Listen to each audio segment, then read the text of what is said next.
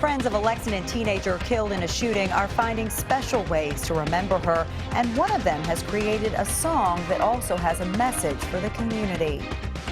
A close call in a Lexington neighborhood. Police say someone fired shots and one of the bullets ended up in a child's bedroom.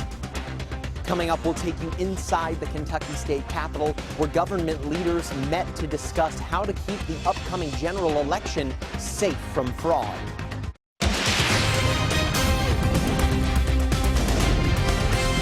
This is WKYT News at 6. Good evening. A call for action after a tragic loss. Tonight, a Lexington man is talking to us about his tribute to a 15-year-old who died in a shooting. Trinity Gay died early Sunday morning after police say she was caught in the crossfire of a shooting outside a restaurant on South Broadway. One of her friends created a song to remember her. But as WKYT's Hillary Thornton tells us in our top story at 6, it also has a powerful message for the community. We love you. We're gonna miss you. This video by Ricky Johnson viewed thousands of times on social media. Yeah, I got the news and couldn't help but to fall to my knees. Hearing that you got hit was way too hard to believe. I'll always Writing the lyrics in the hours following the death of his friend, 15-year-old Trinity Gay, who was hit during a shooting in a restaurant parking lot. Johnson says this video first started as a way for him to simply get some things off his chest that were on his mind after losing his friend. He says he's now hoping it also serves as a message to help prevent what took place in this parking lot from happening again. I'm realizing there's a limit on the amount that you breathe, because nowadays people out here just squeezing. Well, I hope that it makes people in the city know, like, you know, this means something. Like this should show everyone and open up everyone's eyes. Like things like this need to stop. And we can't forget it. Don't let it just, you know, blow in the wind in a couple of days. Too many people up in Lex out here acting like they hard. Too many people taking lives up here acting like they God. It is a message Johnson says needs to be heard. People should know what happened and it's not right. Asking for the violence to stop while also keeping his friend's memory alive. And although you up in heaven, it'll never feel that far. Rest in peace, Trinity, heaven's newest track star. In Lexington, Hillary Thornton, WKYT. After Trinity Gay's death, Lexington city leaders are now working together to find ways to stop violence. At a vigil last night, Trinity's father, Olympic sprinter Tyson Gay, asked people to speak up if they know something that can solve violent crimes. And city leaders say that's an important message. Not only must we come together, we must work to stay together. And even beyond the days ahead, how can we find ways to bond and work towards community safety? Commissioner of Social Services Chris Ford says Trinity Gay's school, Lafayette High School, has expressed a desire for students to have a voice in the discussion. Lexington police tell us a fake GoFundMe page that used Trinity Gay's name has been removed. The page included pictures of Trinity and her father and asked for donations for a farewell party. Police say the family did not create the page and they ask that no one donate to it. Police say GoFundMe deactivated the page this afternoon. Lexington police are investigating who created that fake page. In a statement, a GoFundMe spokesperson said the company takes fraud seriously and they're refunding any donations made to that page. New tonight, Lexington police naming a suspect in connection to a robbery at 2 businesses last week. Police have an arrest warrant for 22-year-old Orlando Wright of Yazoo City, Mississippi. He's facing robbery charges. Last Wednesday, police say Wright robbed Advance America on Southland Drive and GameStop on East Reynolds Road. They say Wright showed a gun during both robberies, which happened an hour and a half apart. Police released surveillance pictures from both stores. They think Wright could still be in the central Kentucky area. Some frightening moments in a Lexington neighborhood. Police say someone fired shots and one of the bullets ended up in a child's bedroom. It happened overnight on Douglas Loop, which is near Georgetown Street. No one was injured, but as WKYT's Caitlin Sentner tells us, some neighbors say this shooting has left them worried about their safety. Oh my God, no. That way everyone's okay. For Diana Dalton, news of an apparent drive-by shooting that's riddled part of her neighborhood is hard to hear. It is. A man visiting the home on Douglas Loop says everyone was asleep when he heard what he describes as metal hitting metal. Now the home has a number of bullet holes, including this one right here that pierced through a little boy's bedroom. That little boy, the man told us, was sleeping in another room. He said it would have hit him if he'd been in there sleeping. He went on to say there's a whole lot of foolishness going on around here, and neighbors who didn't want to go on camera told us it's not uncommon. I think the little house over there had a couple of stray bullets, but that was from Georgetown Street. Diana Dalton says she didn't hear any shots fired in the early morning hours, but she heard something else. A horrible loud shaking noise on the bedroom window closest to my side of the bed. And it sounded like someone was trying to get the window up. I immediately woke up in, full faculties, and I didn't know what to do, frankly. She didn't call police. Lexington Police Department is investigating the shooting, though, as a drive-by. In Lexington, Caitlin Setner, WKYT. So far, police have not made any arrests in the case. And new tonight, police are investigating some vandalism in a Lexington neighborhood. Some people who live in the North Limestone area say their homes were targeted because they had Black Lives Matter signs in their yards. They say the word racist was spray painted on one front door and messages were sprayed on cars too. Since then, flyers have been posted in the neighborhood with a message for the vandals saying, quote, "It is because we believe all lives matter that we have a Black Lives Matter sign in our yard." People living nearby say they support the movement. Yes, and I want every person, no matter what nationality, no matter what race you are, no matter what walk of life you're in, to be willing to stand. Just stand. Homeowners were able to clean up the vandalism and add new Black Lives Matter signs in their yard. A man died in Jessamine County today when police say a large safe crushed him. It happened around noon at a home on Ponder Way. Investigators say 69-year-old Terry Ferguson and a friend were trying to move a more than 1,000-pound safe down some stairs into a basement. But they say the safe slipped off a dolly and fell on top of Ferguson, killing him. The coroner says this is being investigated as an accident. We have some new information tonight about the case against a man accused of killing his stepfather in Laurel County. Court workers say a judge has ordered a mental evaluation for John Stricker. It will be done at the Kentucky Correctional Psychiatric Center in LaGrange. Because of the mental evaluation, Stricker's preliminary hearing has been delayed until December. Police charged him with murder for the death of Donnie Stone. In an interview from jail last week, Stricker admitted he shot Stone. Family members say Stricker has suffered from mental illness. Also in Laurel County, we're tracking an investigation into some vandalism. The Laurel County Sheriff's Office says some people broke into the old CTA building lot on Robert E. Cox Road and vandalized the property.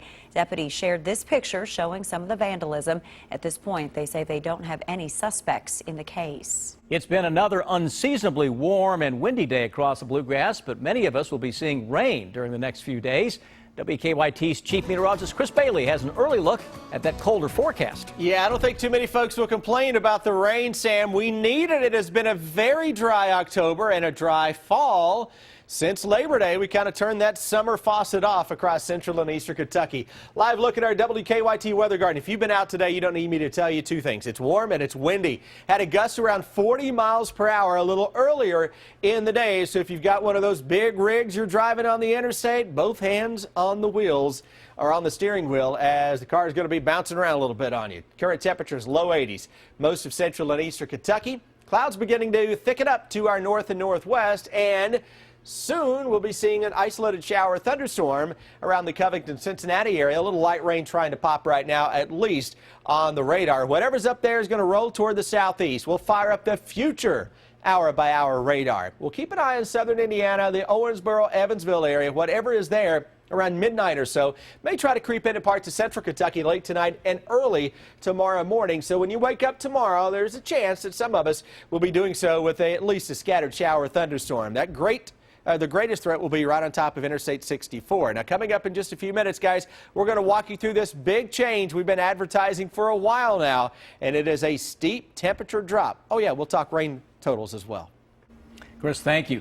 Their goal is to make sure the upcoming election is fair in Kentucky. So some state members and leaders met today in Frankfort to go over their plans. This comes after Republican presidential nominee Donald Trump claimed the November 8th election will be rigged.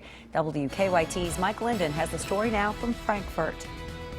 With less than a month to go until the general election, Kentucky Secretary of State Allison Lundergan Grimes called on government leaders from around the state and on the federal level to meet at the Capitol today to discuss how to keep the upcoming general election safe from fraud. With a few weeks until the general election, a group known as the Election Integrity Task Force met at the Capitol this morning. This task force is one that I started when I began as Secretary of State. It's a bipartisan coalition, a coordinated effort to ensure that voters can have confidence in our elections. On the heels of Republican presidential candidate Donald Trump accusing the upcoming election of being rigged, Lundergan Grimes says those kinds of comments are, quote, dangerous. Any comments to the contrary that would suggest this election is rigged or somehow compromised is inappropriate, unfounded, and not in keeping with what our democracy has operated on for over 200 years. Lundergan Grimes says the comments made by Trump are simply, quote, scare tactics and bear no resemblance to the truth. Comments to the effect that this election is rigged are wholly unfounded, inappropriate, and have no basis in an election. In Frankfort, Mike Linden, WKYT. We reached out to the Republican Party of Kentucky this afternoon. In a statement, spokesman Trey Watson said, quote, our American system of democracy depends on fair and open elections, and we have no reason to believe this year's vote will be any different. That said, due to recent convictions and allegations of vote buying in eastern Kentucky, we hope the Secretary and law enforcement officials will take the appropriate steps to ensure this is the case. New tonight, a southern Kentucky man says he found something unusual, to say the least, in his car this morning. Listen to this. Jonathan Muncie says there was an armadillo in his engine. He says he heard something strange in his car as he drove to work this morning, but he couldn't figure out what it was. Well, once he got to work in Somerset, he opened up the car hood and saw the armadillo. Kentucky Fish and Wildlife were called to take the armadillo, which survived the car ride, and they're not sure where it came from. We'll have more on this tonight at 11. Can you believe that? That doesn't happen every day, No, does it? it doesn't. Well, the strike at Jim Beam's distilleries in Kentucky is now in its 4th day. Are both sides making any progress? The update next. And it's another sign of the season, at least the cold season, to come when the ice rink at Lexington's Triangle Park is expected to open up. New tonight, contract talks resumed this afternoon between Jim Beam executives and the union representing striking workers. And so far, there's no word on if those talks have been making any progress. Around 250 Jim Beam workers went on strike Saturday at distilleries in Claremont and Boston. Workers say they want the company to hire more people to cut down on overtime. Company leaders say they have put contingency plans in place to keep the operations going. The unseasonably warm weather may not have you thinking about winter just yet, but the ice rink will soon be returning to Triangle Park in downtown Lexington. The Triangle Park Foundation says construction for the deck of the rink will begin next week, and the ice will be placed after that. The ice rink is expected to be open sometime around the middle of next month. Now, your hour-by-hour forecast with Chief Meteorologist Chris Bailey. 'Tis almost the season. Mother Nature not getting that memo, though. Still feels like summer out there across the Bluegrass State. What has been an incredibly warm fall so far. A live look outside, 9 different locations.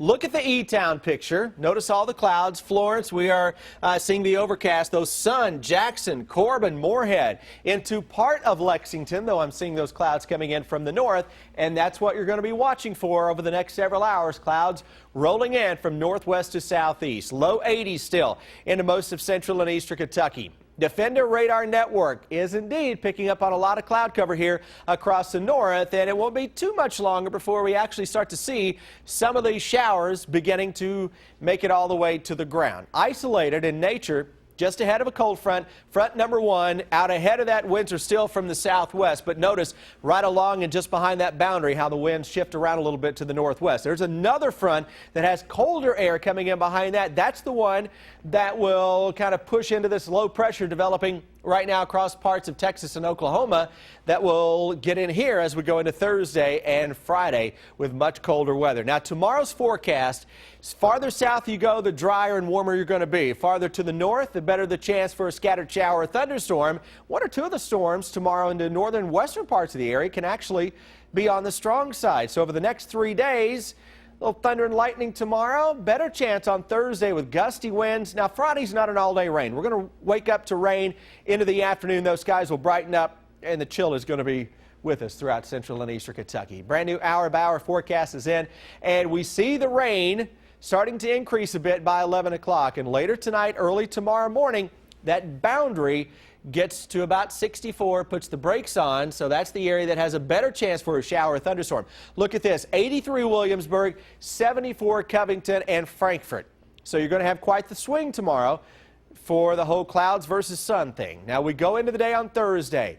Best chance of rain we've had around here in a while. Showers, thunderstorms will increase, and some locally heavy downpours. If we get any sunshine at all Thursday, eastern Kentucky especially, got to watch for some strong thunderstorms that can have some damaging winds. Second part of Thursday.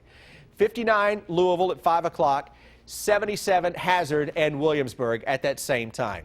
That's the front. Everybody drops it quickly through the 50s. Rain wraps around that low pressure into early Friday, and look at those numbers Friday morning with a lot of upper 40s that will show up. So that colder air does indeed scoot in here across central and eastern Kentucky. The winds become northwesterly. That big low cranks to our north and northeast as we go into Friday and Friday night. And by Saturday morning, 30s are going to show up across central and eastern Kentucky. Just because it's in the 30s doesn't mean we can actually see frost. I've got a low of 35 degrees, which would be 50 degrees colder than where we were this afternoon. Just as an indication on how big of a drop that is coming. But I mentioned that frost threat on Saturday morning, guys. All depends on the amount of winds. Any bit of stirring in the atmosphere, you don't get frost. So if the winds go calm, we'll get a little frost. We need the rain. I just hate to have all the mess that comes with it. I think a lot of us will pick up a ½ inch to maybe upwards of an inch of rain. All right, Chris, thank you. You bet. And just ahead, the Cats now have to handle success. Mark Stoops was asked about that yesterday. Might have been hard to imagine a few weeks ago, but how will some of his players handle praise?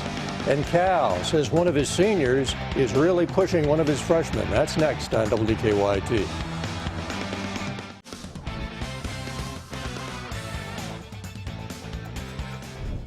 Kentucky will try to win for the fourth time in its last 5 games when Mississippi State comes into town Saturday night. Denzel Ware and Josh Allen have been outstanding for the Cats on defense. Allen with a quarterback hurry here against Vanderbilt. Now, both players have been receiving a lot of praise, and the question is, how will they deal with success? They'll deal with it very well. They'll have no choice. So, they know they need to continue to play. That's what we expect, and really, I mean that's how we expect them to play with that kind of effort and defensively across the board. You know, it was very nice as we watched the film, you know, last week of the previous game, and like they see that. They see the energy that they're playing with, and they see how fast they're running to the ball and playing, and that's contagious.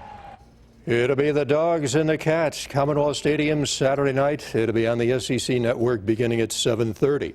As we told you earlier, UK guard Malik Monk today added to the Jerry West Award watch list for the best shooting guard in college basketball. John Calipari said Monk and Dominique Hawkins have been going at each other in practice. Cal said the senior is pushing the freshman and making Monk a better player. The issue Dom was figuring out is that he can jump over me. Like he can go and just jump and shoot it. So Dom has figured out how to keep him in front so that when he jumps, Dom jumps. So now Dom has learned, and that's what competition does. We just compete, and on the drills, we go one-on-one. We're basically partners for all the drills going against each other. And he's helping my game out, and I'm helping his game out. The Cats practicing today without a couple of their big men. Ty Wynyard sitting out after suffering a fracture on the left side of his face. That was in the televised practice October 9. And Isaac Humphreys was rested because of soreness in his right knee. UK says both are day-to-day, so hopefully it's nothing serious. The annual Blue-White game coming up from Rupp Arena. It is Friday night. That's at 7 o'clock on the SEC Network. And a vote of NBA general managers asking which player they'd start a franchise with. Former Wildcat Karl Anthony Towns was the top pick. Nearly 50% of NBA GMs would take Towns over Kevin Durant. Another former Wildcat, Anthony Davis, receiving votes. Also on the GM's list, Devin Booker was the top pick as the most likely NBA player to have a breakout season. Towns was second. Davis was the pick as the NBA's top power forward. DeMarcus Cousins was the second pick for the best center in the league. Women's guard Michaela Epps has been named a preseason All-SEC selection. And the Wildcats picked to finish fourth in the SEC. Epps was previously named a preseason All-American. The Kentucky volleyball team has won 12 straight and is undefeated in the SEC. One of the reasons has been the play of freshman Leah Edmond. Monday, the Lexington native was named SEC Freshman of the Week for the 5th time this season. During league play, she is leading the Cats in kills and attack percentage. I mean, I have high expectations for myself, so I mean, I'm just trying to fulfill those, basically. I mean, I just wanted to go out and play at my hardest, so that's basically what I'm trying to do. You know, she's always continuing to work to get better also, but, you know, she's really impacting our team. She's a great teammate. The players really like her, and, you know, she's making an impact in our league, too. And what a job Craig Skinner has done, undefeated in the SEC. Sam Amber, back to you. Sounds good, Rob. A final check of your first word forecast from Chris is next. And then on the CBS Evening News, how many government databases have your photo on file? A look at the privacy concerns on facial recognition software. All right, we've got one more day in the 80s. Yeah, for Southern Kentucky, I think tomorrow we're going to have to dodge a shower thunderstorm, 64 north. Everybody gets some rain on Thursday. Gusty winds could have some 40-mile-per-hour gusts again Thursday. Look at Friday and Saturday. Coldest air of the young fall season, 35 by the time we roll into Saturday morning. Coming up on the CW Lexington at 6:30, we'll hear from Joshua Douglas. He's a law professor at UK with an expertise in voting rights and election law. And I'll see you back here tonight at 11. Have a good one.